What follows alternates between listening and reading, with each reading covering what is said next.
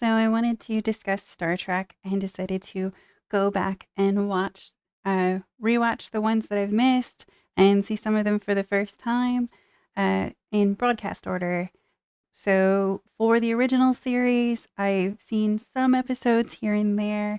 I watched a lot of reruns of like shows that were similar at the time, Lost in Space and The Outer Limits and The Twilight Zone.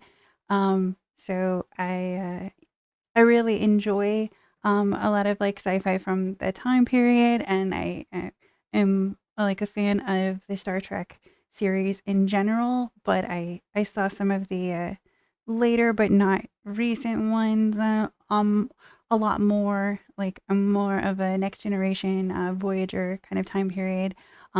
There are some uh, series like Deep Space Nine where I just haven't seen that many episodes from it, and I would be, and I'm just interested in taking my time and going back through the whole series. So with the original series, I'm making the decision to start with the second pilot instead of starting with the Cage, which was broadcast first, because with the change of switching to Shatner, I just feel like this is really the start point of the series. There's an interesting story that it was actually Lucille Ball of the I Love Lucy show that asked for the studio to shoot a second pilot, which wasn't really done at the time, but she kind of believed in the formula, and we have her to thank for Star Trek even being a thing now.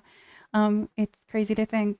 Um, but so I will go back and discuss The Cage later, probably at the end of discussing the original series, um, when I can like fully grasp what a good decision it was to switch to Shatner. But honestly, like even in the first episode, like comparing the two, you can see that he was a better choice to go with. Obviously, I mean, no one's gonna argue that now.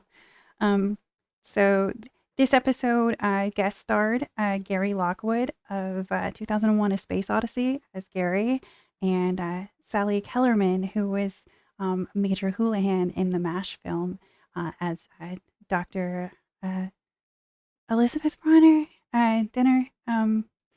She's a psychiatrist on board for the show. So it was a I was really surprised at how strong of an episode it was just right out of the gate. I mean, I would have never believed that this was like a pilot episode. It had good direction, the production value, considering uh, considering the budget and the time period, was pretty good, and a lot of the actors like you could already see the beginnings of them as characters. Like even in the first episode, it starts out with Kirk and Spock playing 3D chess. Like they already had the model even at the time um, when Kirk says to him, "You play a very irritating game of chess," and that was like a great way to kind of introduce the character. I thought that was like a really fun touch. How they already had some of the sci-fi uh, elements done in small ways, like with practical effects like that. I mean, it's still it was still obviously a soundstage. Like when they do disembark on a planet, it's obviously a matte painting, but it didn't take away from the enjoyment of the show whatsoever. And I was really surprised that it was like an hour long. It was like half of a movie, and it was entertaining the whole way through.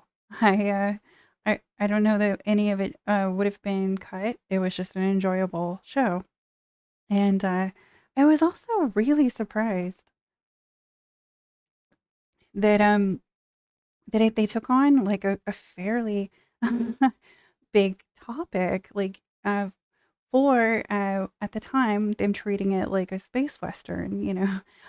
I enjoy space westerns like Firefly. Such a great series. So, I'm on board for it entirely. Or, um, but so this show starts out with them receiving a distress beacon, and there was going through logs, discovering that the crew members who were more sensitive to ESP, extrasensory perception, I think that's what it, um, were acting funny, and then they go through some sort of like interference, and two of the people on board end up reacting after going through it, and they slowly gain these superhuman powers.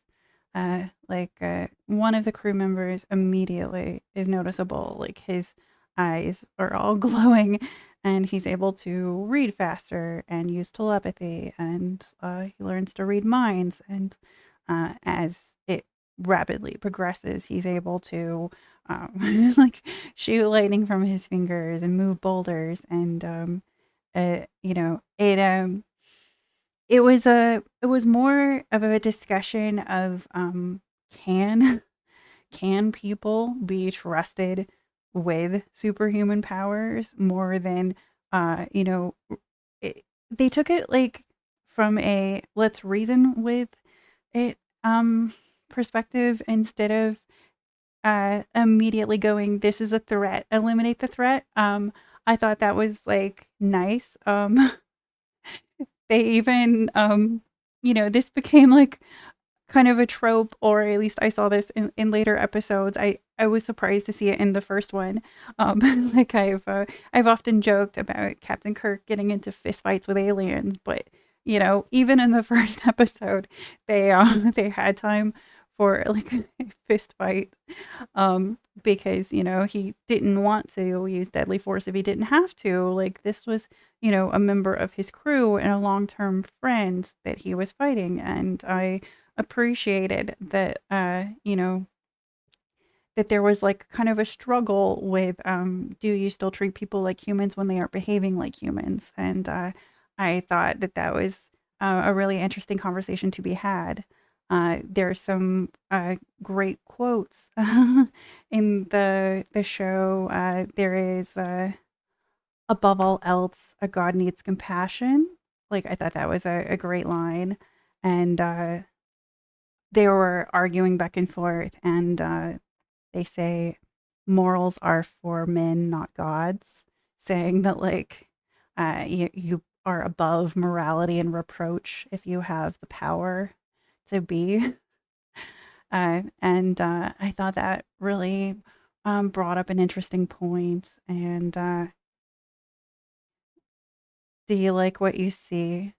Absolute power corrupting absolutely. uh, because in their rapid ascension into having more abilities, there was also a rapid separation from the morality and sort of core human, a shared obligation, a sense of community and camaraderie, and a sense of duty.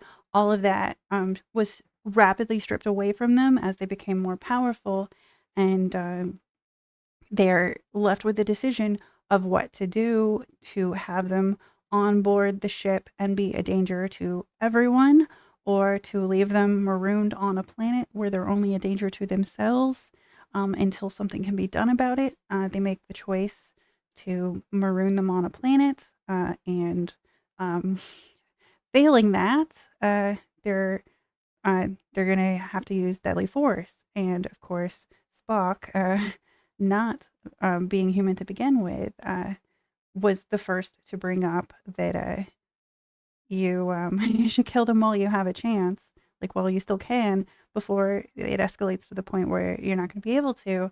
And the Gary was able to read their thoughts, and he agreed with Spock. He even taunts Kirk at one point, saying, "You should have killed me while you could, James. Command and compassion are a fool's mixture."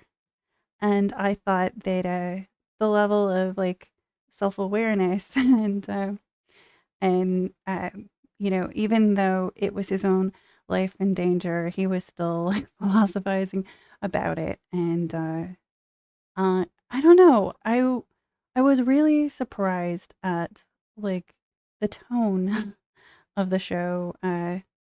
Even uh, I was always, like, led to believe that it started out campier, and kind of progressed into the more, well, you know, a serious with moments of levity, show that I came to enjoy, but, it was really interesting seeing that a lot of the DNA for that is there even in the first episode. So I really enjoyed this one, and I'm looking forward to the next. Have you seen, Where No Man Has Gone Before? I can't believe like that iconic line was just the working title for the second pilot. Just such an interesting series, and I'm excited to dive into it. Take care.